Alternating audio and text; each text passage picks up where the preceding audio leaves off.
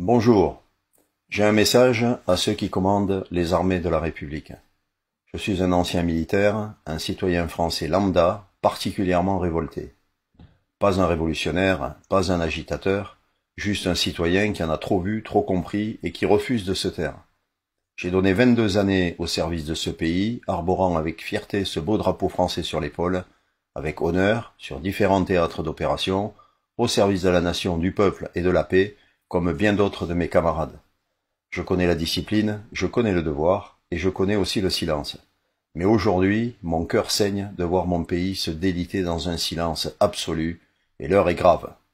À quelques jours du traditionnel hommage aux armées à l'occasion de notre fête nationale, en tant que simple citoyen, je m'adresse à vous, mes frères d'armes, officiers généraux, chefs d'état-major, responsables militaires, vous qui commandez les armées de la République, à ceux qui ont encore entre leurs mains l'honneur de la France, à ceux dont le silence aujourd'hui engage bien plus que leur carrière.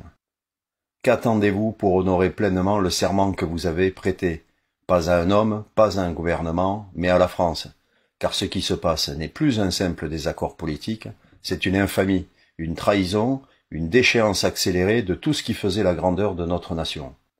Une constitution foulée aux pieds, un pays vendu à la découpe, les fleurons industriels bradés, les terres agricoles rachetées à l'étranger, les brevets technologiques cédés à vil prix, la famille démembrée, les opposants muselés voire éliminés, notre souveraineté monétaire, énergétique, alimentaire et même militaire anéantie, une immigration invasive hors de contrôle, sans parler de l'insécurité grandissante, insupportable, qui oblige nos femmes et nos filles à vivre dans la peur de sortir. La liste est sans fin, et vous ne pouvez évidemment pas l'ignorer. Et pendant que les Français s'appauvrissent, une pseudo-élite indécente et médiocre s'enrichit sans limite qui nous fait honte en offrant un spectacle pitoyable au monde entier. Entre inflation artificielle, matraquage fiscal et disparition des services publics, le peuple est sacrifié méthodiquement, cyniquement et avec mépris. Nos entreprises s'effondrent, nos jeunes partent, nos anciens survivent et nos familles trinquent. Et pendant ce temps, une technocratie européenne non élue dicte nos lois, nous a dépouillés de notre souveraineté et procède méthodiquement à la suppression de nos libertés individuelles et collectives.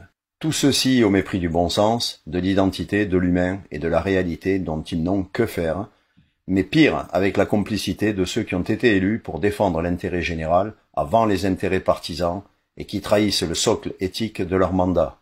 Intégrité, transparence, courage civique, loyauté à la Constitution et indépendance. Et vous voyez tout cela, vous le savez, mais vous vous taisez. Et ce silence devient chaque jour plus insupportable. Je ne comprends plus votre silence, un silence assourdissant dans un vacarme de mensonges, de trahisons et de douleur. La machine technocratique sans visage ni légitimité démocratique épuise les peuples et les maltraite. Ce peuple est désabusé et dans sa grande majorité démoralisé, sans perspective d'avenir. Et vous, les officiers généraux, les chefs de cette glorieuse armée en son temps qui n'est devenue que l'ombre d'elle-même, vous regardez, impassibles. Alors, je connais le sempiternel devoir de réserve derrière lequel vous vous retranchez, et l'allégeance au chef suprême qui fait de vous le bras armé du politique. Je ne vous accuse pas besoin d'ailleurs, de nombreuses voix s'élèvent et le font déjà à ma place. En revanche, je m'adresse à vous avec le langage que seuls les soldats comprennent, l'honneur, la fidélité et le sacrifice. Vous n'êtes pas les gardiens d'un régime, vous êtes les derniers remparts de la nation, et ce rempart aujourd'hui tremble, non sous les balles, mais sous les compromissions. Mais dois-je vous rappeler que vous êtes les héritiers d'une lignée de serviteurs de la patrie, pas d'un régime, pas d'un parti, et encore moins d'un homme, fût-il président. Vous êtes les héritiers d'un idéal, celui de protéger le peuple français sur son sol contre toute menace, y compris interne. Votre serment ne vous lie pas à des hommes et a fortiori à un homme, mais à une nation tout entière. Et quand le pouvoir devient déshonneur, la discipline devient trahison. Vous avez le droit de refuser toutes ces violations de nos droits et de notre Constitution qui sont les fondements de notre nation. Mieux, vous avez le devoir de vous lever, non pour prendre le pouvoir, mais pour refuser l'infamie. Vous avez le devoir de protéger le peuple quand les institutions ne le font plus. Vous avez le devoir de dire non sans bruit, mais avec la droiture du soldat libre, et de redonner au peuple sa dignité, sa sécurité et sa souveraineté. Je vous le dis, le pays n'attend qu'une chose, que des hommes debout rappellent ce qu'est la vraie grandeur. Et si vous le faites, je vous le garantis, vous ne marcherez pas seul. Nous sommes des milliers prêts à vous suivre, dans le calme, la légitimité et la lumière. Pas pour renverser, mais pour reconstruire et remettre la République debout. L'histoire jugera, elle juge toujours, d'ailleurs elle juge déjà, elle vous regarde.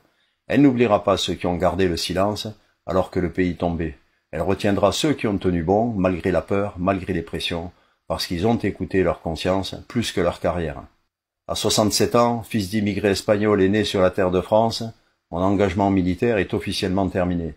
Mais mon devoir de citoyen, de père et de grand-père ne l'est jamais. En tant que patriote sans drapeau politique, je vous le dis, ce pays que j'aime tant et que je ne quitterai jamais a encore besoin de soldats jeunes ou moins jeunes, pas seulement armés, mais éveillés qui n'acceptent pas et qui n'accepteront jamais de se soumettre à cette abjection. Nous avons un pays formidable, riche à foison de savoir-faire, de culture, de patrimoine et d'histoire.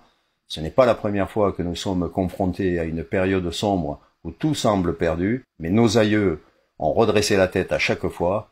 N'ayons pas peur, n'ayez pas peur, suivons leur exemple.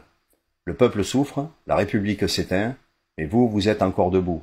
Comme je vous l'ai déjà dit, vous êtes le dernier rempart et le peuple de France vous observe et vous implore. Ne le décevez pas. Je voudrais simplement terminer par la devise nationale « Liberté, égalité, fraternité » qui orne tous nos frontons reconnus comme principe constitutionnel dans la Constitution de la Ve République en 1958, l'année de ma naissance. Pour beaucoup de gens, cette devise ne veut pas dire grand-chose, et pourtant, elle signifie beaucoup. La liberté, c'est le droit de penser, de s'exprimer, de circuler et de choisir. L'égalité, c'est l'égalité devant la loi, les droits et le rejet des privilèges. La fraternité, c'est la solidarité entre citoyens, la responsabilité collective, l'unité. Mais ce que je vois aujourd'hui, c'est une liberté sans égalité, ce qui équivaut à de l'injustice. Je vois une égalité sans liberté, ce qui équivaut à l'oppression. Et je vois une liberté plus une égalité sans fraternité, ce qui est synonyme d'une société froide et conflictuelle. Vous jugerez par vous-même de la force de cette devise. Je vous laisse méditer, non un spectateur, mais un homme d'action, fidèle à leur serment. Je vous conjure de retrouver le sens des valeurs qui forgent l'arme du soldat et le feu sacré de ses missions. L'analyse vous appartient, l'action vous appelle. La France gronde, elle souffre, elle attend, elle observe. Il n'est pas trop tard, mais chaque jour de silence alourdit le jugement que rendront l'histoire et le peuple de France. Restez fidèles à votre engagement et que chacun de vos actes rappelle la noblesse de l'uniforme que vous incarnez. Dans quelques jours, quand vous passerez devant le pouvoir, demandez-vous si c'est bien la République que vous saluez.